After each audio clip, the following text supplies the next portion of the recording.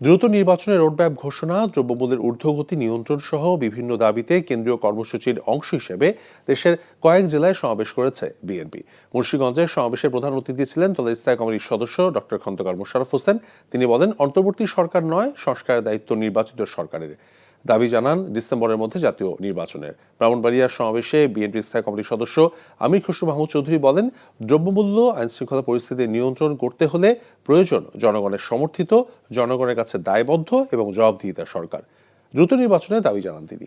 দ্রুত নির্বাচনের রোডম্যাপ ঘোষণা, দ্রব্যমূল্যের ঊর্ধ্বগতি নিয়ন্ত্রণ সহ বিভিন্ন দাবিতে নাটোরের সমাবেশের প্রধান অতিথি ছিলেন বিএনপির ভাইস চেয়ারম্যান আহমেদ আজম খান। এ সময় দল নির্বাহী কমিটির সদস্য রুহুল কুদ্দুস তালুকদার দুদু সহ অন্যরা উপস্থিত ছিলেন।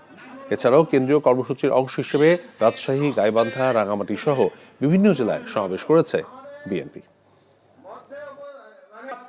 আনিসুজ্জামান খান বাবু ভাই সহ ৮৩ ইউনিয়নের নেতা কর্মীরা অনেক ধর্ম বিষয়ক